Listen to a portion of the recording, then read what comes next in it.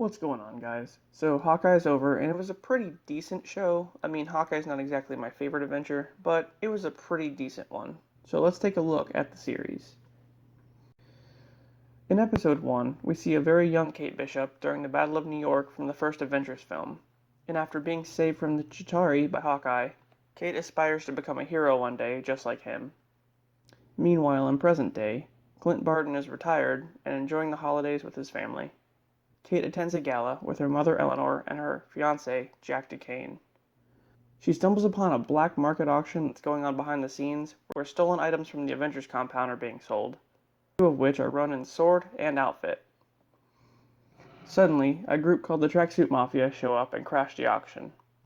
Kate then puts on the Ronin suit and fights the Mafia, and then tracks down Jack's uncle Armand to investigate what's really going on, only to find him dead.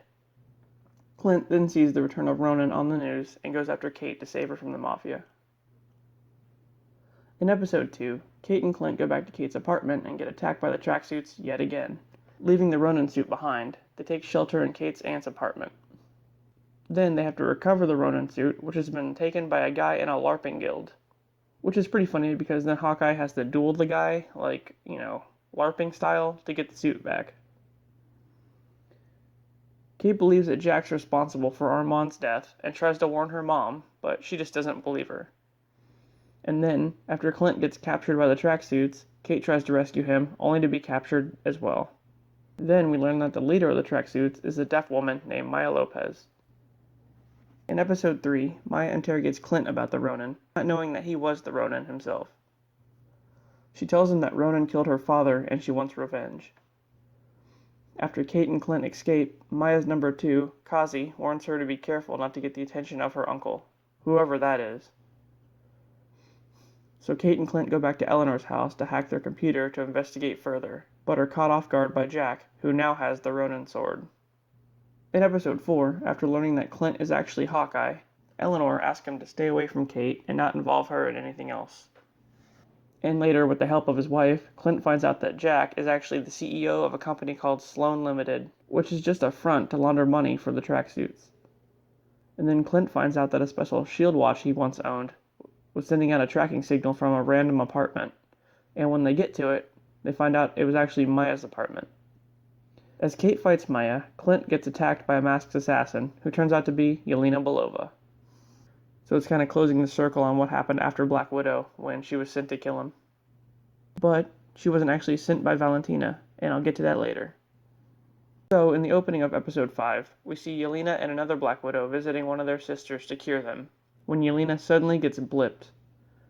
She comes back 5 years later, and has no idea what's going on. But, back to present day. Kate tells Eleanor about Sloan and the money laundering, and Eleanor has Jack arrested. Upon returning to her apartment, Kate finds Yelena waiting for her, and she tells her about her plan to kill Clint.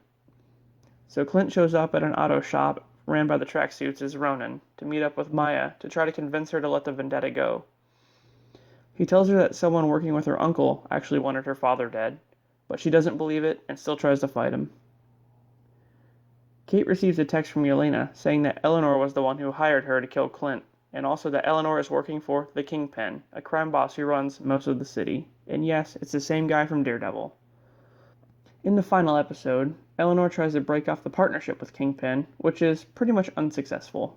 And then Kate and Clint learn that Eleanor was the one who killed Armand and framed Jack.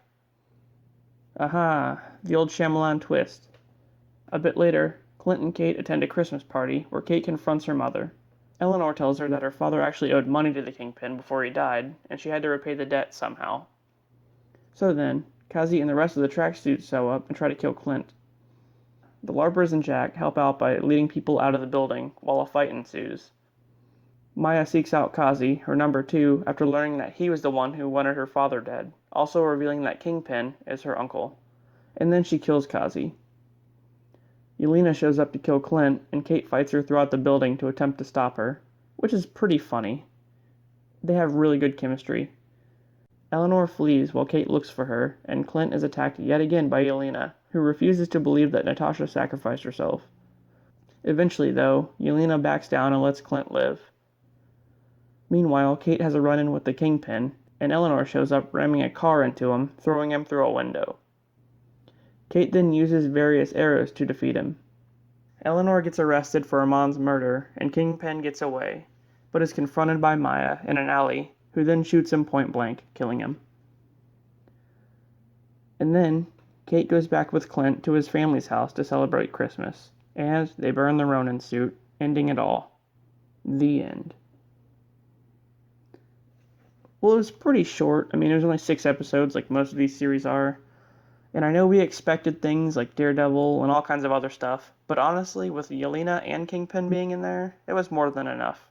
Also, with the introduction of Echo, which was Maya Lopez, and Hawkeye more or less passing the torch to Kate Bishop, it was pretty awesome. I can't wait to see more of Haley and future MCU stuff.